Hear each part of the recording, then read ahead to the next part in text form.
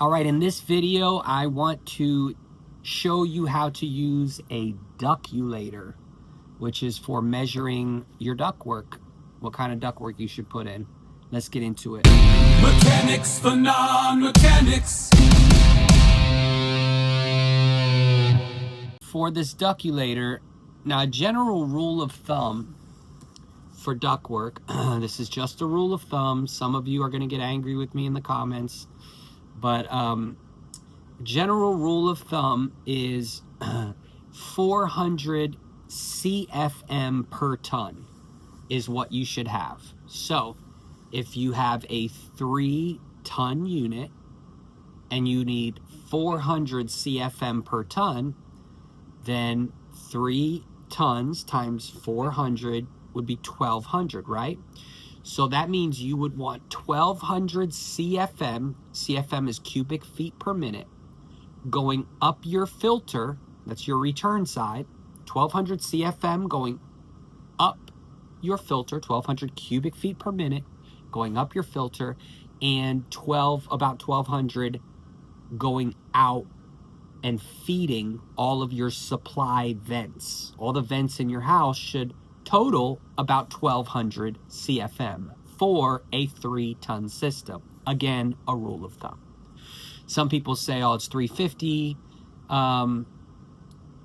per ton. Some people say 450, okay, but we're just going to use 400 as a rule of thumb. If this video has been helpful for you so far, please subscribe and hit the bell for notifications. It helps us reach a larger audience with these helpful videos. Let's get back into it. So how do you know how many ducts you need to make 1,200 CFM in this example for a 3-ton system?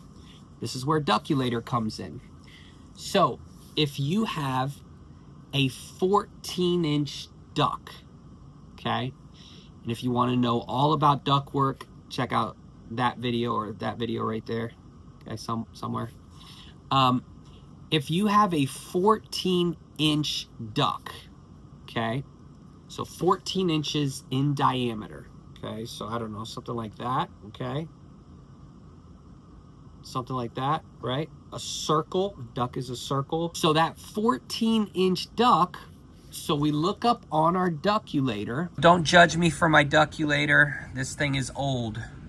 My dad gave this to me, so, but it's the same principles. So if we go here, okay, then this gives you your diameter, okay? So let's look up. So how do we move this? We move this by pulling it out and lining it up with that arrow, okay? So we'll say, what do we say? 14-inch duct, okay? Now, again, these are general rules. For the supply side, you want to use about a 0.08 friction, okay? So we're going to go to 0.08 right there. I'm not going to get into why right now, but we're just trust me on this. So for the return side, 0.08. So we line up 0.08 right there, and we go up, and that equals about 625, right? Because that would be 600 and then 650, and that's 625 CFM. So that means that on my return side, a 14-inch duct is going to give me about 625 CFM. What about on my supply side? On my supply side, we're using a number of 0.1 friction, okay?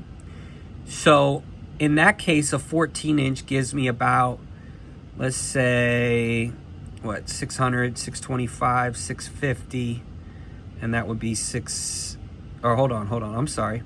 That would be 700 in the middle. So that would be 750. So say about 740. So on the supply side, a 14-inch gives me about 740 CFM. And on the return side at 0.08, it gives me about 650. Okay. So on the return side, you're getting at 0.08, you're getting about 650 CFM. And the supply side At 0.1, you're getting about 740 CFM. So why is that important? Well, if I was wanting to set up ductwork for someone, say I was doing new construction, okay, a new project, and I would need to know what ducts to use in order to fulfill, say if it was a 3-ton, that 1200 CFM. And a lot of, so what does that mean? Let's just use the example here again of the 14-inch. So on the return side, which is your filter side, if I'm getting 650 CFM and I need 1200 CFM, then would I be able to just run a 14-inch duct on the return side? Well, no, I would be short of airflow, right?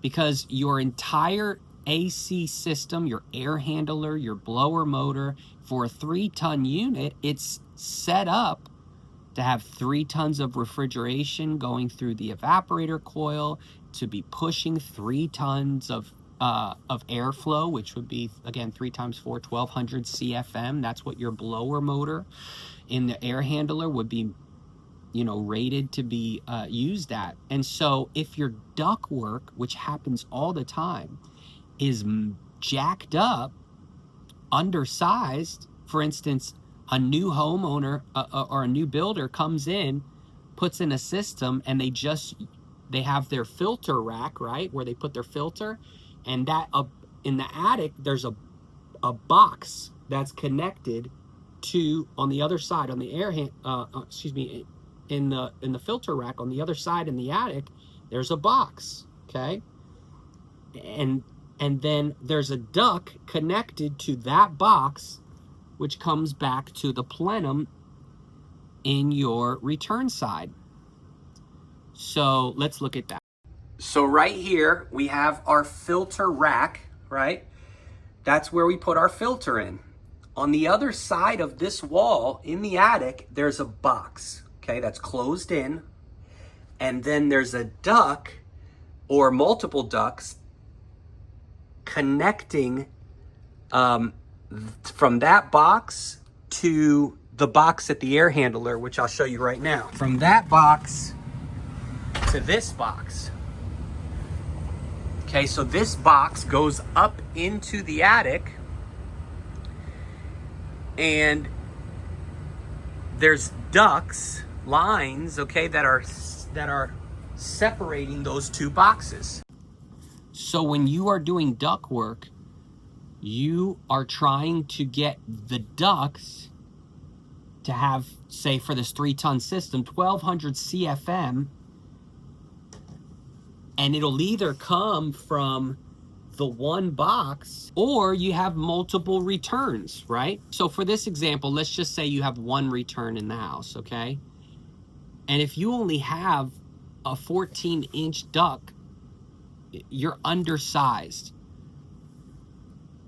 So if I only have one 14-inch duct pulling air from my house, then my ductwork is going to be undersized, which means the unit will be not performing. If you want to know all about ductwork, check out that video or that video right there, okay, somewhere.